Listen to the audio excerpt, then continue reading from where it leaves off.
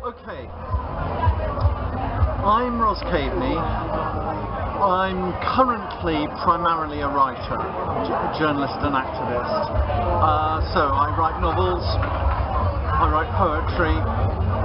I've written and will write again a lot of books about, critical books about film and television, which are very much based on the idea that we democratise culture by treating popular culture seriously and not dismissing it, and actually looking at the way that part of the point of popular culture is the way that people interact with it.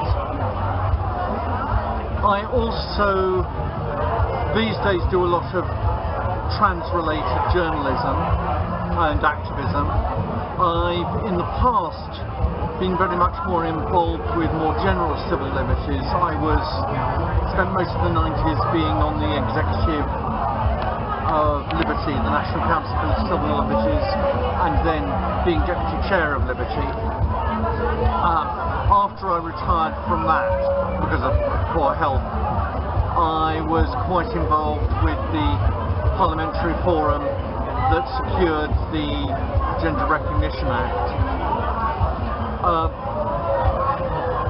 These days I mostly, as I say, turn up at things, make speeches if people ask me to, get involved with lobbying, that sort of thing.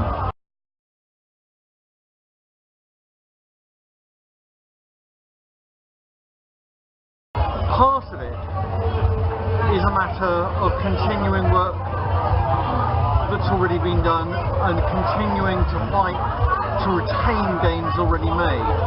Globally, we're seeing a very worrying drift in large parts of Eastern Europe and Southern Europe towards a resurgence of what we have to call fascism, and quite specifically in relation to the LGBT community, a tendency to use us as scapegoats because we're now out and we are not now just social deviants, we're actually a minority that can be scapegoated because we have enough wealth and influence that people are jealous of us. So Russia, which has a long history of using minorities to reassert the power of authoritarian states, is using LGBT people in that way, in a way that in other generations it used, though it still uses, ethnic minorities. Simultaneously, the old rhetoric about undesirables who have to be purged from the body politic is being used by fascists in Greece and in large parts of Africa. It's always a matter of solidarity and global solidarity, because if we don't defend our broader communities elsewhere, then we're not doing our job. This means never giving in on anything here. It means never letting things go. For a long time, people were allowed to perpetuate prejudice within the LGBT community, particularly the prejudice of a certain sort of right-wing feminist towards gender minorities, sexual preference minorities. I mean, the hatred of some quotation marks, scare marks, radical feminist lesbian separatists for trans people, BDSM people, sex workers, is basically a refusal to confront the real threat of the patriarchy, capitalism, the kyriarchy, and do a completely introverted struggle that isn't about winning anything, it's just about feeling better about yourself in the short term. It's futile, it's wasteful, it's destructive, and I've fought it all my life. And we have to resist that, because it's one of the reasons why whenever gains are made by any community, they're qualified gains, and they're often achieved by throwing another group under the bus. It's the way that in the States, Employment Non-Discrimination Acts, where you haven't actually actually been secured, but people have felt it necessary to leave trans people out, leave genderqueer people out, leave people who are just a bit camp out. So a lot of the negotiations about Employment Non-Discrimination Act have not been about sexuality, they've been about sort of gender presentation. This is futile, it's destructive, it's stupid, because the people that want to discriminate will simply shift their ground.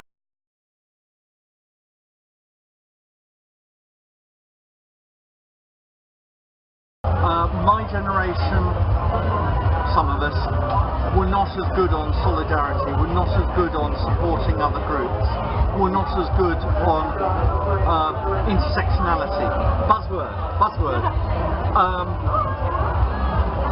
I have been an activist since my teens, which is an awfully long time ago. God, we could have done with that word back in the 60s. Because it's just a way of expressing solidarity between oppressed groups, accepting that most of us have privilege in some area and we need to deal with our shit. Not in a sort of... There's this whole idea, which is again a relic of the 60s, that self-criticism means submitting yourself to being bullied. It's not. It's about dealing with your own shit and not being an oppressor yourself. Because you have to, in order to call people on their shit, you have to be able to be visibly dealing with your own. This is very useful. It also involves a certain amount of humility and preparedness to learn, which is why a lot of my generation, or why a lot of children of the 70s are really bad at it. I'm really bad at accepting that there are problems.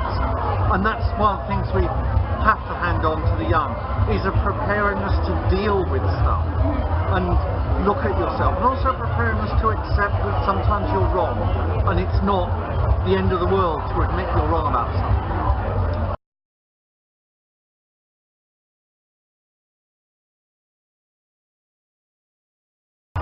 What was my key year? Oh, crumbs.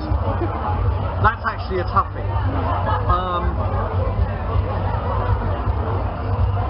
66, 67 were the years where I acquired left-wing politics, and also the year where I accepted I was trans in my middle teens.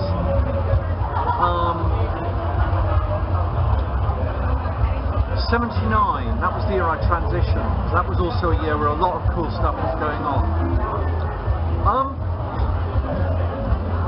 I'm going to go with 2013 because it's an awesome year.